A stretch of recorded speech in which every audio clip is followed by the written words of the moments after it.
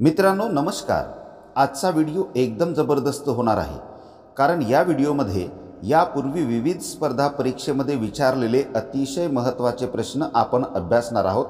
आपण जर विद्यार्थी असाल किंवा स्पर्धा परीक्षेची तयारी करीत असाल तर हा व्हिडिओ शेवटपर्यंत नक्की बघा। व्हिडिओ आवडल्यास लाईक आणि शेअर करून आमच्या चॅनलला सबस्क्राइब करायला मात्र विसरू नका। चला तर आजचा आपला अभ्यासपूर्ण व्हिडिओ सुरू करूया। प्रश्न पहिला, द हायकास्ट हिंदू वुमन हे पुस्तक कोणी लिहिले? पर्याय A Lady Falkland, B Pandita Ramabai, C Sarojini Naidu, D Tarabai Shinde. या प्रश्नाचे योग्य उत्तर आहे पर्याय क्रमांक B Pandita Ramabai. The high caste Hindu woman हे पुस्तक पंडिता रमाबाई यांनी लिहिले। मित्रांनो व्हिडिओ पॉज करून उत्तर देण्याचा प्रयत्न करा। आपल्याला किती प्रश्नांची उत्तरे देता आली ते व्हिडिओच्या शेवटी नक्की सांगा। प्रश्न दुसरा, महर्षी धोंडो केशव कर्वे यांना भारत सरकारने कोणती पदवी देऊन गौरविले? पर्याय ए पद्मश्री, बी पद्मविभूषण, सी समाजरत्न, डी भारतरत्न। या प्रश्नाचे योग्य उत्तर आहे पर्याय डी भारतरत्न। महर्षी धोंडो केशव कर्वे यांना भारत सरकारने भारतरत्न ही पदवी देऊन गौरविले। प्रश्न तिसरा, आधुनिक भारतातील स्त्री शिक्षणाचे जनक कोणाला म्हणतात? पर्याय A Lokmanya Tilak, B Savitribai Phule, C Mahatma Phule, D वी रा शिंदे। या प्रश्नाचे योग्य उत्तर आहे पर्याय क्रमांक सी महात्मा फुले। आधुनिक भारतातील स्त्री शिक्षणाचे जनक महात्मा फुले यांना म्हणतात। प्रश्न चौथा, डॉक्टर बाबासाहेब आंबेडकर यांनी मनुस्मृतीचे दहन कुठे केले? पर्याय ए नाशिक, बी रत्नागिरी, सी महाड, डी मुंबई। या प्रश्नाचे योग्य उत्तर आहे पर्याय सी महाड। डॉक्टर बाबासाहेब आंबेडकर यांनी मनुस्मृतीचे दहन महाड येथे केले। प्रश्न पाचवा, भारतीय राष्ट्रीय काँग्रेसचे पिता कोणास संबोधले जाते? पर्याय A Mahatma Gandhi, B Dadabhai Naoroji, C lord Dufferin, D A O Hume. या प्रश्नाचे योग्य उत्तर आहे पर्याय क्रमांक डी ए ओ ह्यूम। भारतीय राष्ट्रीय काँग्रेसचे पिता म्हणून ए ओ ह्यूम म्हणजेच ॲलन ह्यूम यांना संबोधले जाते। मित्रांनो व्हिडिओ पॉज करून उत्तर देण्याचा प्रयत्न करा। व्हिडिओतील प्रश्न अतिशय महत्त्वाचे आहेत, म्हणून हा व्हिडिओ शेवटपर्यंत नक्की बघा, आपला फायदाच होईल। प्रश्न सहावा, लंडनमध्ये इंडिया हाऊसची स्थापना कोणी केली? पर्याय ए लाला हरदयाळ, बी श्यामजी कृष्ण वर्मा, सी सुभाषचंद्र बोस, डी स्वातंत्र्यवीर सावरकर। या प्रश्नाचे योग्य उत्तर आहे पर्याय क्रमांक बी श्यामजी कृष्ण वर्मा। लंडनमध्ये इंडिया हाऊसची स्थापना श्यामजी कृष्ण वर्मा यांनी केली। प्रश्न सातवा, खालीलपैकी कोणत्या क्रांतिकारकाने बंदी जीवन हे पुस्तक लिहिले? पर्याय ए रासबिहारी बोस, बी चंद्रशेखर आझाद, सी भगतसिंग, डी सचिंद्रनाथ सन्याल। या प्रश्नाचे योग्य उत्तर आहे पर्याय क्रमांक डी सचिंद्रनाथ सन्याल। खालीलपैकी सचिंद्रनाथ सन्याल या क्रांतिकारकाने बंदी जीवन हे पुस्तक लिहिले। प्रश्न आठवा, महाराष्ट्राचे पहिले राज्यपाल कोण होते? प्रश्न महत्त्वाचा आहे मित्रांनो। पर्याय आहेत ए श्री प्रकाश, बी मोरारजी देसाई, सी भगतसिंग कोश्यारी, डी ब्रह्मानंद रेड्डी। या प्रश्नाचे योग्य उत्तर आहे पर्याय क्रमांक ए श्री प्रकाश। महाराष्ट्राचे पहिले राज्यपाल श्री प्रकाश हे होते। आणि मित्रांनो आपल्यासाठी एक प्रश्न, महाराष्ट्राचे पहिले मुख्यमंत्री कोण होते? या प्रश्नाचे उत्तर कृपा करून कॉमेंट्समध्ये सांगा। प्रश्न नववा, जहांगीर आर्ट गॅलरी हे महाराष्ट्रातील कोणत्या शहरात आहे?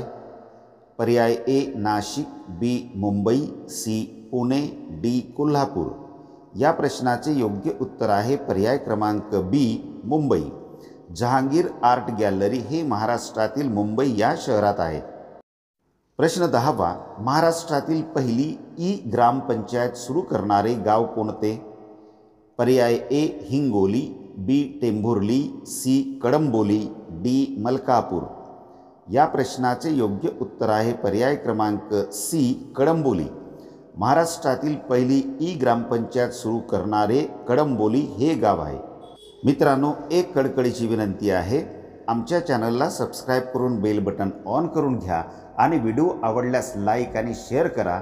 यामुळे आपले कोणतेच आर्थिक नुकसान होणार नाही, तर आम्हाला मात्र नवनवीन व्हिडिओ बनवण्याची प्रेरणा नक्की मिळते।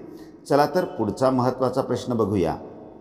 प्रश्न 11वा, संविधान तयार करण्यासाठी संविधान सभेने किती समित्या तयार केल्या होत्या? पर्याय ए 22 समित्या, बी 11 समित्या, सी 18 समित्या, डी 24 समित्या। या प्रश्नाचे योग्य उत्तर आहे पर्याय ए 22 समित्या। संविधान तयार करण्यासाठी संविधान सभेने एकूण 22 समित्या तयार केल्या होत्या। प्रश्न 12वा, भारतातील कोणत्या शहराला स्पेस सिटी म्हणून ओळखले जाते? पर्याय ए दिल्ली, बी बेंगलोर, सी हैदराबाद, डी चंदीगड। या प्रश्नाचे योग्य उत्तर होणार आहे मित्रांनो पर्याय क्रमांक बी बेंगलोर। भारतातील बेंगलोर शहराला स्पेस सिटी म्हणून ओळखले जाते। प्रश्न 13वा, माझे गाव माझे तीर्थ हे आत्मचरित्र खालीलपैकी कोणाचे आहे? पर्याय ए अण्णा हजारे, बी अनुताई वाघ, सी मेधा पाटकर, डी बाबा आढाव। या प्रश्नाचे योग्य उत्तर आहे पर्याय ए अण्णा हजारे। माझे गाव माझे तीर्थ हे आत्मचरित्र अण्णा हजारे यांचे आहे। प्रश्न 14वा, नोबेल पारितोषिकाच्या भारतातील पहिल्या महिला मानकरी कोण? पर्याय A Indira Gandhi, B Sarojini Naidu, C Kiran Bedi, D Mother Teresa. या प्रश्नाचे योग्य उत्तर होणार आहे पर्याय क्रमांक डी मदर टेरेसा। नोबेल पारितोषिकाच्या भारतातील पहिल्या महिला मानकरी मदर टेरेसा आहेत। प्रश्न 15वा, वन नेशन वन रेशन योजना लागू करणारे भारतातील पहिले राज्य कोणते?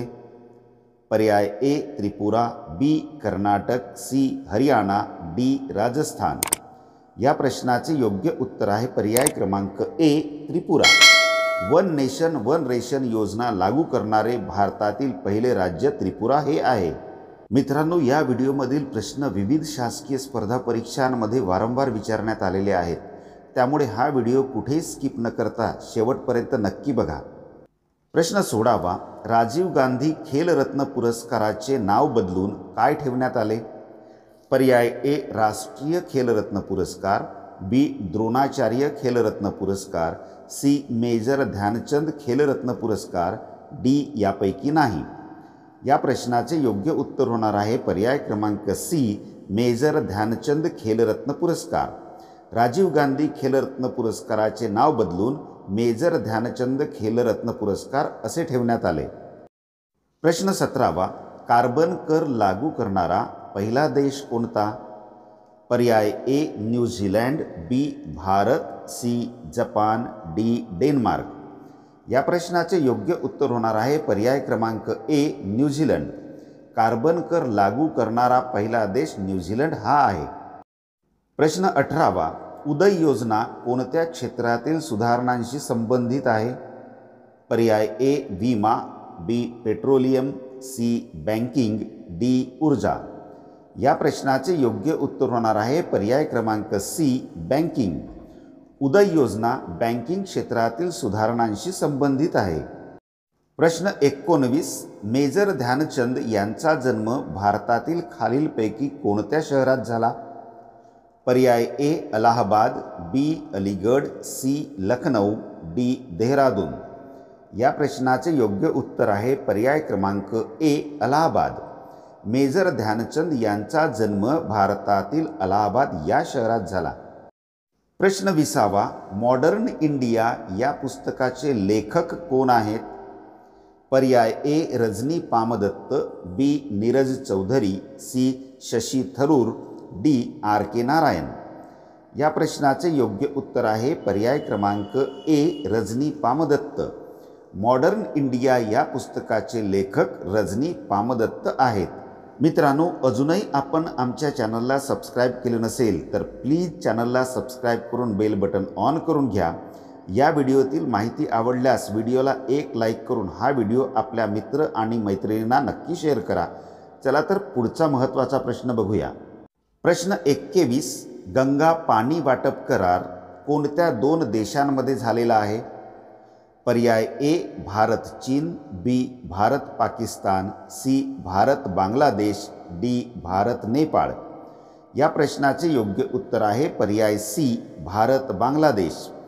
गंगा पाणी वाटप करार भारत आणि बांगलादेश या 2 देशांमध्ये झालेला आहे। प्रश्न 22वा, नाना पाटेकर यांनी कोणती सामाजिक संस्था स्थापन केली? पर्याय ए नाम foundation, B Paani foundation, C Greenpeace, D Sahyadri Devrai. या प्रश्नाचे योग्य उत्तर आहे पर्याय क्रमांक ए नाम फाउंडेशन। नाना पाटेकर यांनी नाम फाउंडेशन नावाची सामाजिक संस्था स्थापन केली। या संस्थेमध्ये नाना पाटेकर आणि मकरंद अनासपुरे यांचा महत्त्वाचा सहभाग आहे। प्रश्न 23वा, सावरपाडा एक्सप्रेस या नावाने कोणती खेळाडू प्रसिद्ध आहे? पर्याय A Poonam Raut, B Kavita Raut, C P T. Usha, D Hima Das.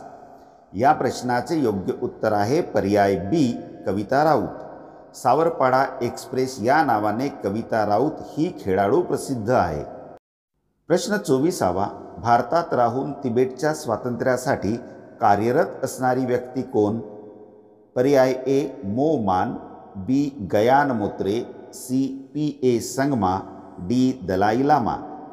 या प्रश्नाचे योग्य उत्तर होणार आहे पर्याय डी दलाई लामा। भारतात राहून तिबेटच्या स्वातंत्र्यासाठी कार्यरत असणारी व्यक्ती म्हणजेच दलाई लामा ही होय। प्रश्न 25वा, नुकताच लागू झालेला रेरा कायदा कशाशी संबंधित आहे?